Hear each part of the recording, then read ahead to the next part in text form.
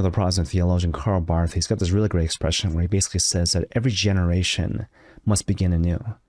Every generation must begin anew. And basically the whole idea is that regardless of what has taken place in the past, regardless of what future generations might do in the future, we're called to focus on right now, the task at hand, to keep our eyes on the prize, if you will, to focus on the duty of the moment. How is God calling us to exercise responsibility with regards to that portion of human history in the world which has been entrusted to us, in terms of coming up with creative solutions to complex problems?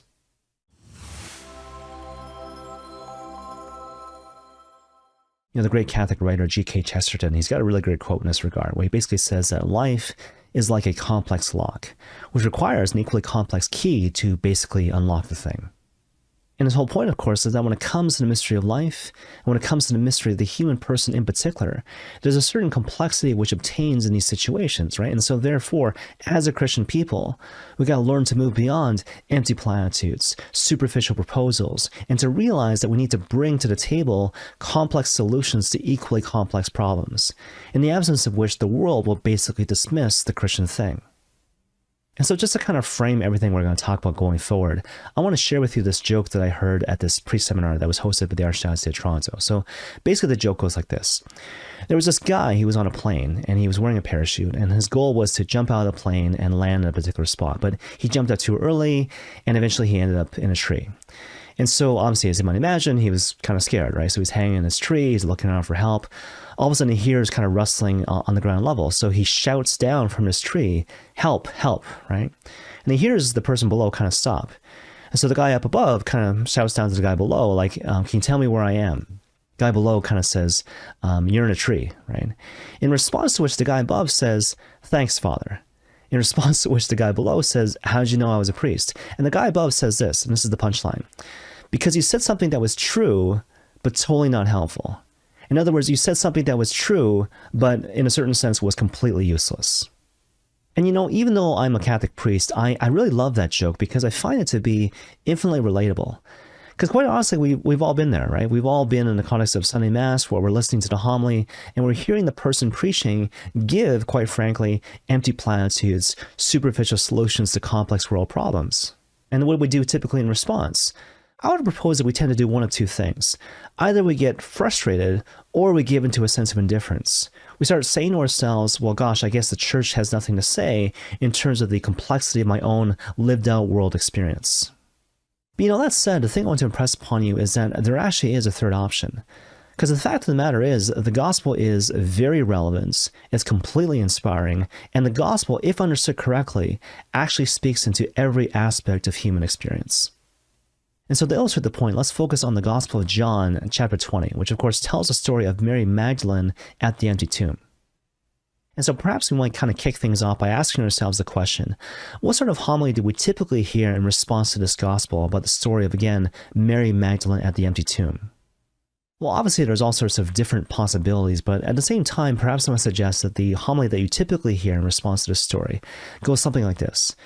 The reason why Mary Magdalene didn't recognize Christ at the empty tomb was because she basically lacked faith. And so the exhortation for all of us is to have faith. Have stronger faith and you'll recognize Christ in your midst. Now go forward to love and serve the Lord.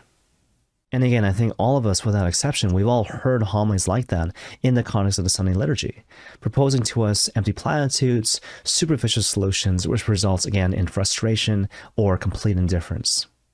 And so given all that, perhaps I might propose to you now a slightly different take on this same gospel, which is very much grounded in the text.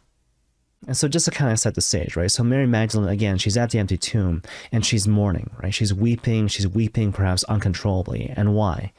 Because the last memory she has of Jesus Christ is that he seems to have been completely destroyed by the forces of evil. He was tortured, he was killed, he was crucified on a cross, as a result of which she is completely despondent, and yeah, she's mourning, and she's mourning a lot. And what's worse, in the absence of a clear notion of the resurrection, when she sees the empty tomb, it seems to be that, okay, gosh, on top of all that stuff, Jesus Christ, the body of Jesus Christ, has now been taken away by his enemies. But then, of course, begins a series of really important conversations, beginning, of course, with this conversation between Mary Magdalene and this angel, right? And so the angel basically poses her the question, "Woman, why are you weeping? Whom are you looking for?" In response to which she says to him, "They have taken away my Lord, and I do not know where they have laid him." Loosely translated, all I really, really want is the crucified and dead body of Jesus Christ. That's all I really want. To see the dead body, to touch the dead body, to anoint his wounds. That's the thing that if I received it would satisfy the deep longings of my heart in this particular moment. But then, of course, at this point, the Lord himself shows up in the scene, and he basically asks her the same questions. "Woman, why are you weeping? Whom are you looking for?" Which begs the question, why is he doing this? He's not trying to be mean, but in a certain sense, he's trying to teach her something. And in particular, what he's trying to do, he's trying to purify the deep and holy longings which already exist in her own heart. Because if you think about it, in a certain sense, by asking her these questions over and over again, "Woman, why are you weeping? Whom are you searching for?" The Lord is actually saying to her something. And what he's basically saying to her is like, look, the thing that you think that you want, the thing that you're asking for, is not really the thing that you want. Because if you really break it down, you don't really want the crucified body of Jesus of Nazareth. You don't really want to simply touch his wounds and anoint his wounds. What you really want, what you really desire in your hearts, is the glorified and risen Christ. And in fact, on top of that, to share in his own blessed life. That's the thing that you actually want. And so basically what I'm doing here by asking you this series of questions is I'm basically extending to you an invitation to expand your heart, to hope for more, to dream for more. And that's precisely what happens, right? The moment that Mary Magdalene realizes that she actually wants more, that's the moment she receives the gift that Christ always wanted to give to her, the gift of a real encounter with the glorified and risen Christ. Okay, so given all that, what's the takeaway message? Well, hopefully you can see the takeaway message is not simply to have faith or to deepen our faith experience, but rather in a certain sense to begin by being honest. To be honest with the Lord in the context of prayer and just to bring to the table our hopes, our dreams, our deep desires, the deep longings in our hearts. Even though these hopes and dreams and longings might be somewhat unpolished or not immediately coincide with the desires that God wants us to have in the depths of our souls.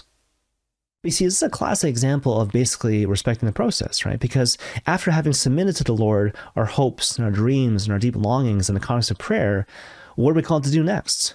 We're called to wait on the Lord's response. And so perhaps the Lord responds by giving you immediately the thing that you're asking for. But more likely than not, he probably invites you to wait on his response, to wrestle with him in a certain sense, to deepen and purify your own holy desires. And of course, the whole idea is that in those moments, we're called to never get discouraged. We're called to never give into a sense of despair, but to realize that if the Lord makes us wait, probably what he's doing, he's leading us through the same journey as Mary Magdalene in the Gospel of John chapter 20.